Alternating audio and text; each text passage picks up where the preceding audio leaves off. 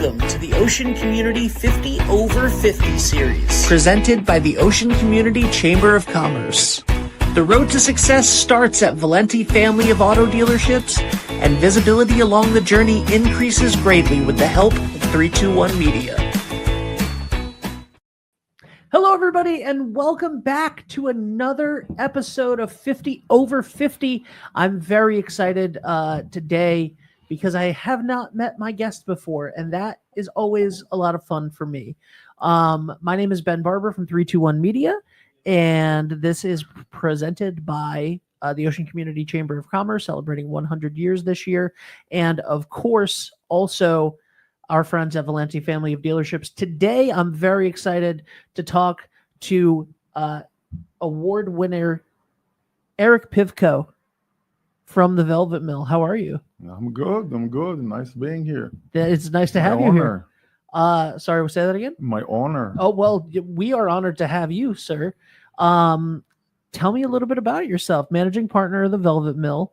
You and I just commiserated about giving us our own titles, and I was like, I used to be the managing partner of 321.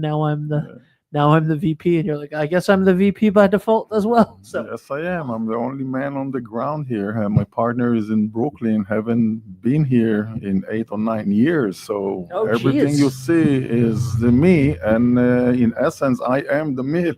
Yeah, there's no one else. I love it. Well, in that case, we have a lot to thank you for, because the Velvet Mill has just been such a.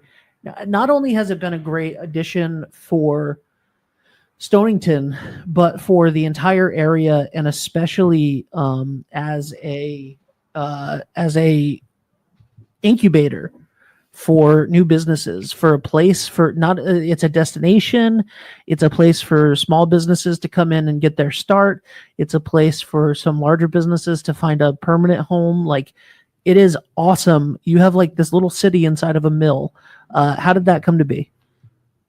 Well, it was started all spontaneously. One day I went down the street, ran into my friend who happened to own it at the time. Him and his friend, they bought the mill prior to me in the auction, and I just ran into him and started a conversation. And here, after a short conversation, he says they may be interested to sell it. And I thought, well, I'm not sure if that's something I can digest. So I said to him, I'll call to my friend in New York. He's an investor. He may be interested in something like that.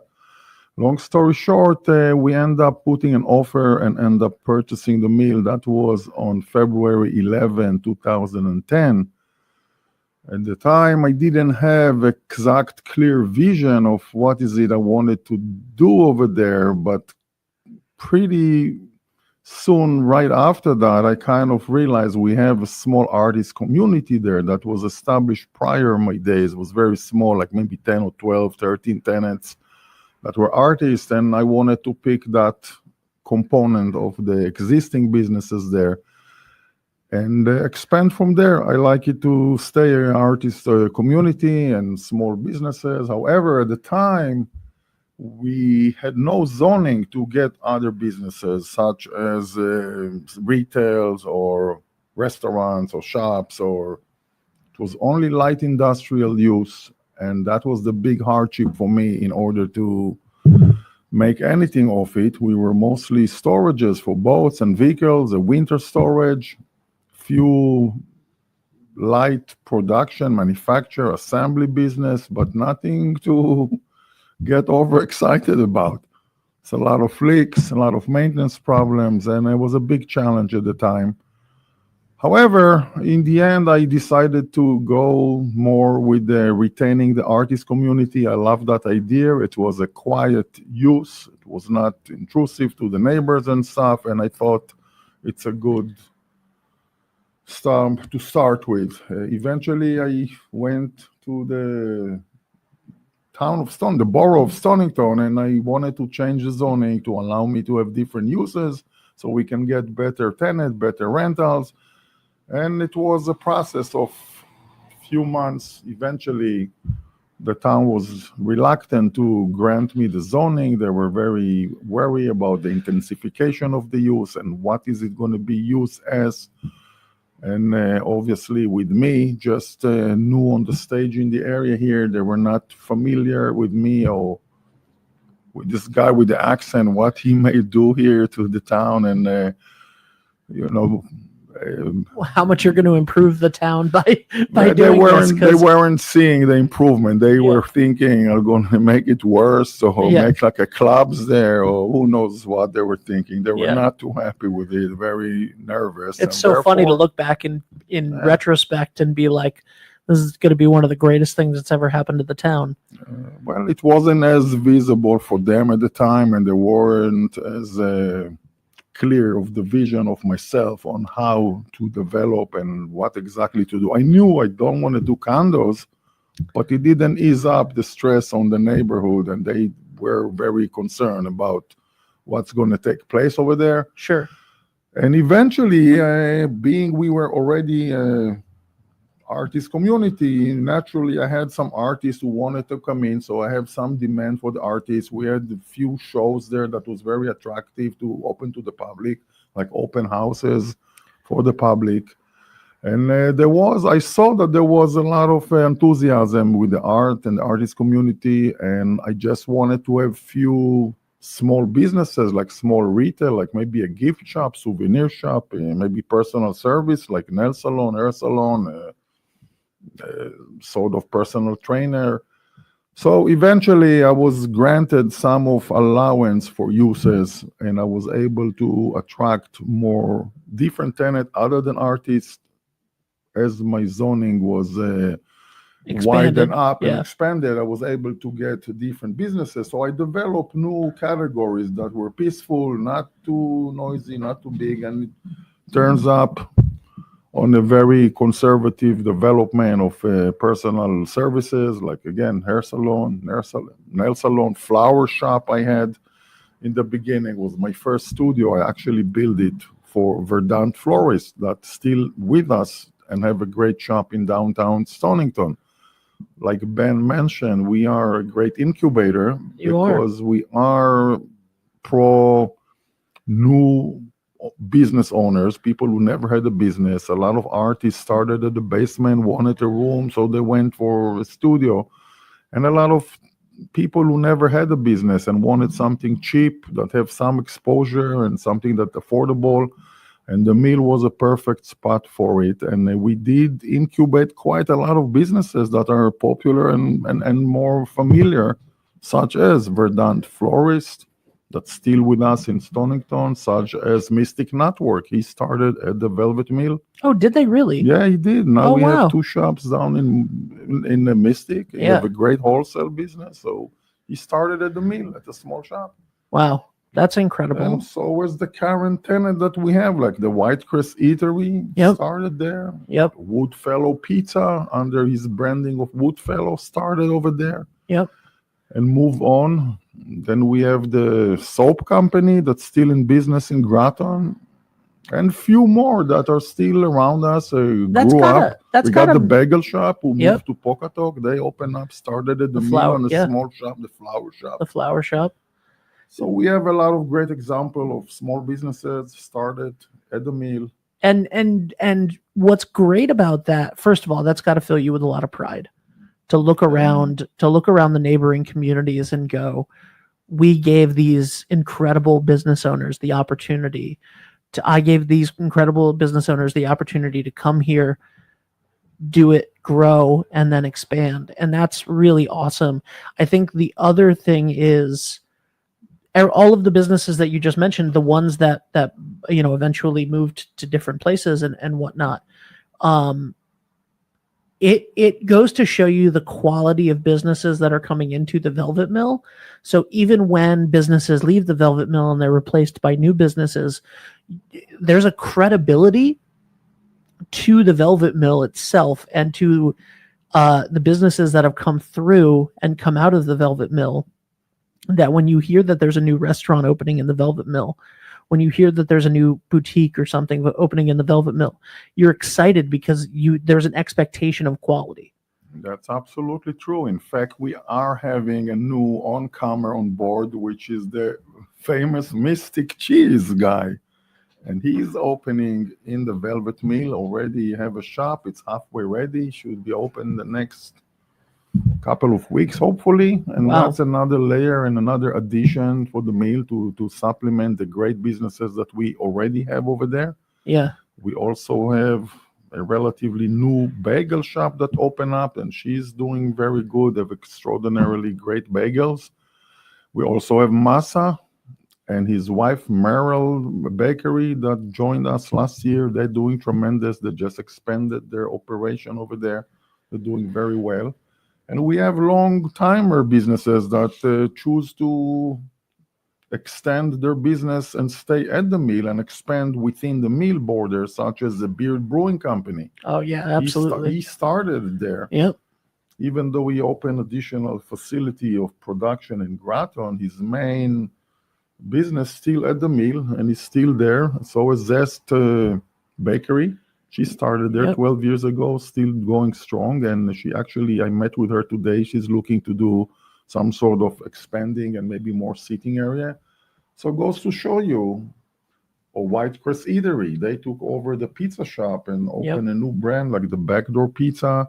And now they trying to put additional bar and a kind of an event space. So some businesses are doing very well there and chose to expand there versus moving to bigger spaces or other communities, and they love it there.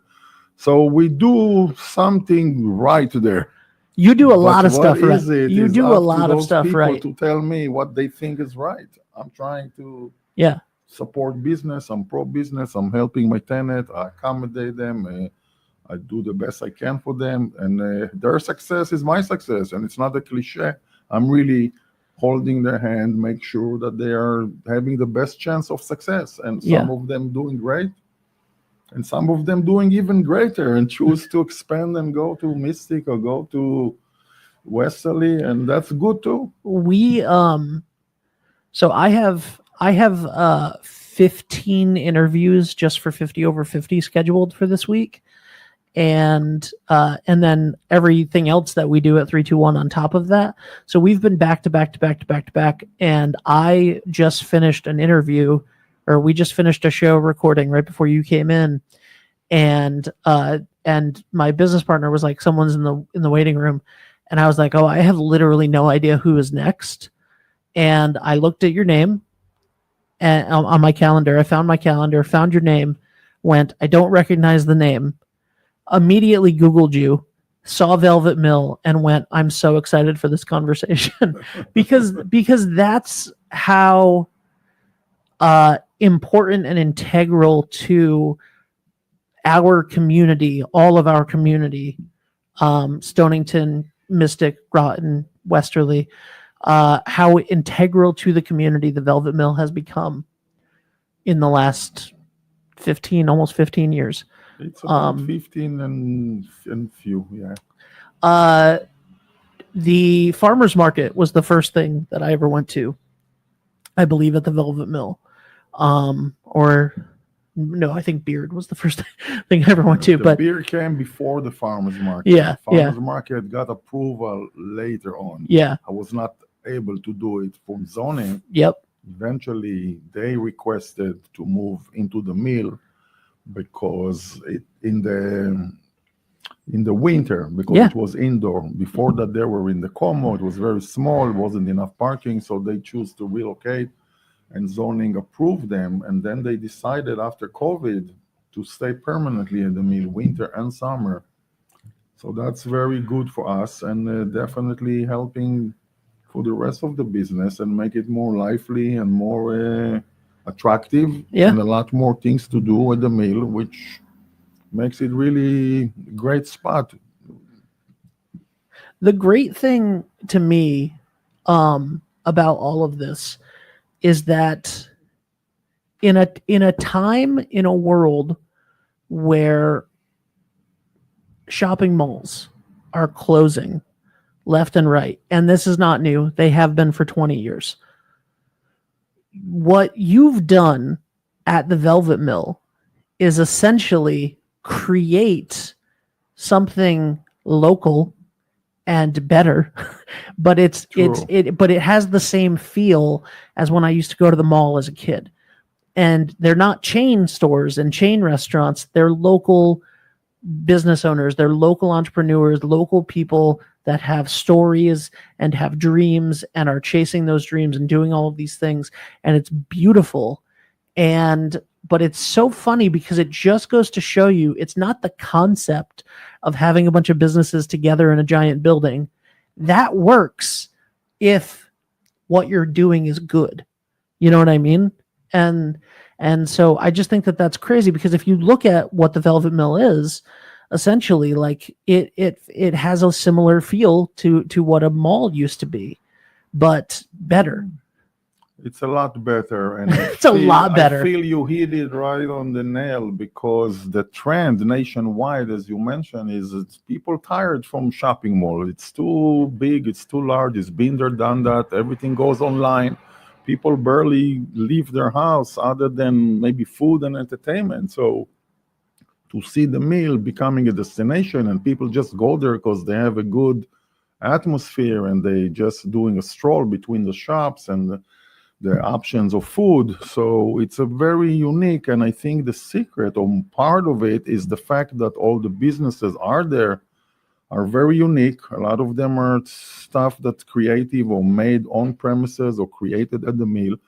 And also, we have incredible, talented tenants, such as even the restaurant. We got very incredible chefs like Johan at Whitecrest and Yo-Yo at Masa, and great artists and great unique shops. So the people themselves is a big component. We got great tenants, we got great unique businesses that are offering unique products in a great unique environment. And the combination of all of it, I think, make it what it is. Even when you have when you have seasoned business owners in town like the Keelties looking to open up a new restaurant with Doc 9 with some partners, where are they going? They're going to the Velvet Mill.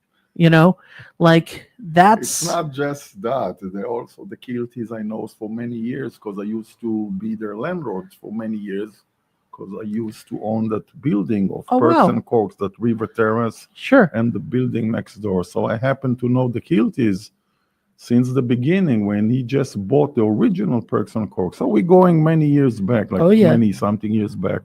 That also part of the consideration because they rather be at the mill with a familiar guy that they of trust course, and want to work with because they know I'm going to do a lot for them. yep, So that's more also a personal influence over there, but clearly I'm sure they checked other opportunities in Mystic or Westerly or other location, and that was their choice to open at the mill, regardless than their knowledge or knowing me. So sure.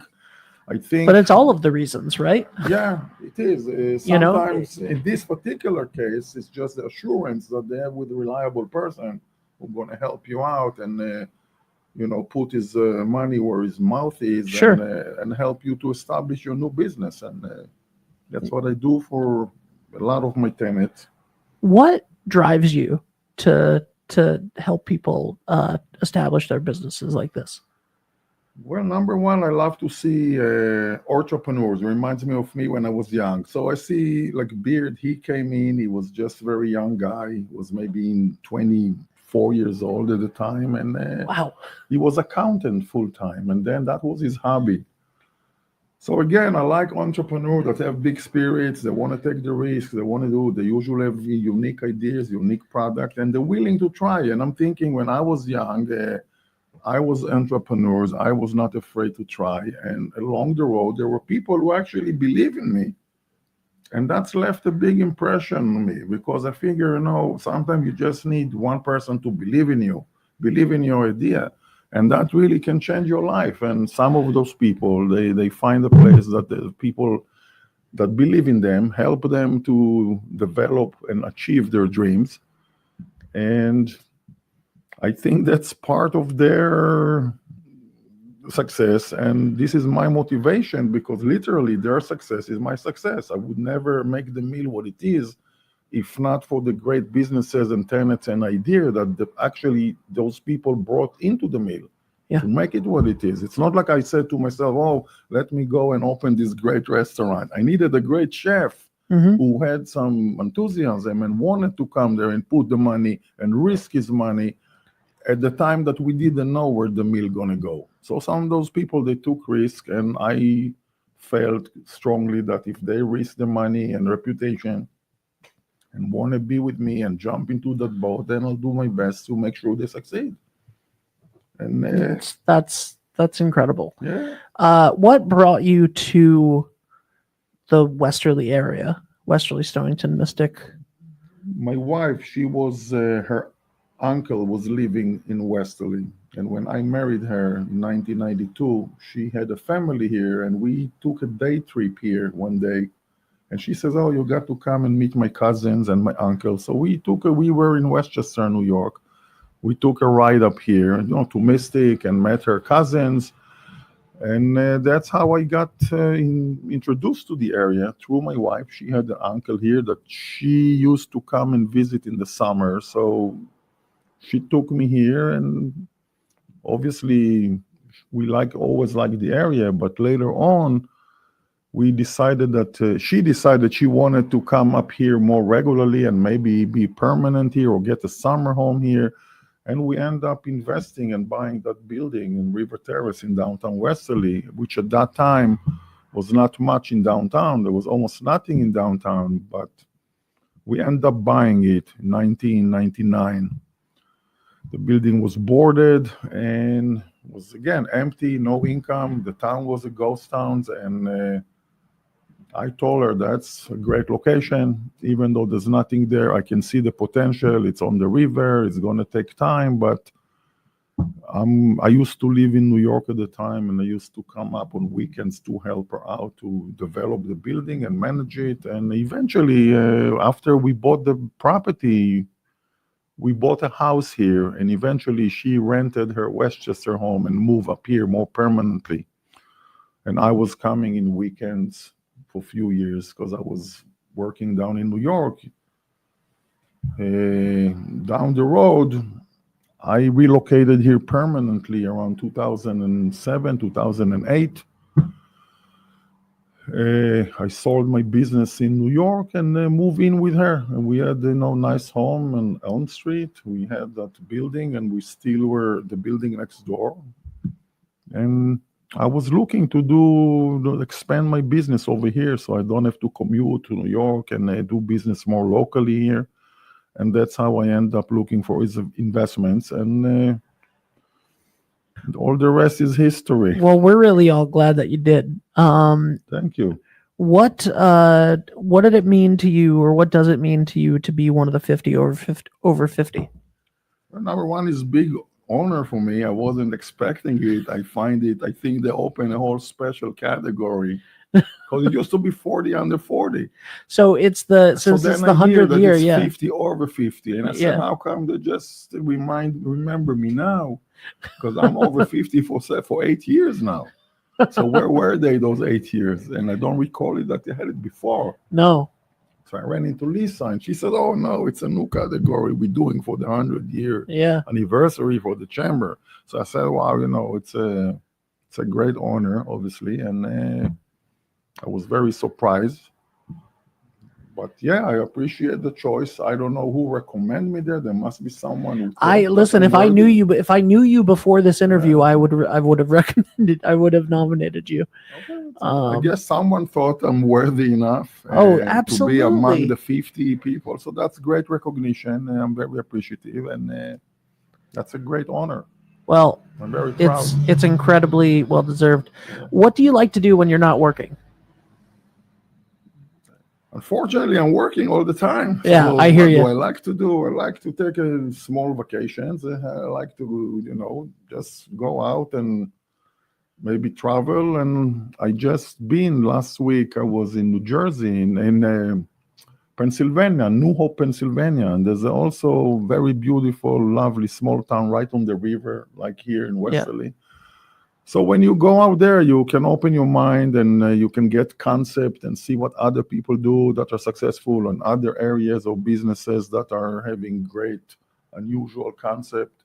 And that helps me also to develop my concept and or maybe see things that I want to create or recreate in the mill. So other than that, I'm working 7 days a week. The mill is open 7 days a week. I'm always there almost every day. So it's a full-time commitment over there. Of course. Doesn't leave me much time to do much anything else. Well, thank you so much for being here, and thank you for all of the wonderful work that you do every day, and also the opportunity that you have given for dozens and dozens and probably close to 100 already people to come in and live their dreams and give people an opportunity and a place to learn and grow and stay if they want to, or to use it as a launching pad if their dreams are bigger than those four walls. But I love it. I think that what you've done is incredible. The Velvet Mill is like one of the best places to go in the area for anything. Just on a day that you don't have anything to do, just go walk around the Velvet Mill. There's always something happening. There's always something going on. There's always good food to eat. There's always great stores to check out. It's wonderful. So that's very good. Makes me proud. Thank you. You should be. Thank you so much. Thank you for being here. I really appreciate it. Guys, that's Eric. Thank you guys so much for being here. Thank you to Valenti Family of Dealerships. Thank you to 321 Media and the Ocean Community Chamber of Commerce. My name is Ben Barber. We'll be back next time with more 50 over 50.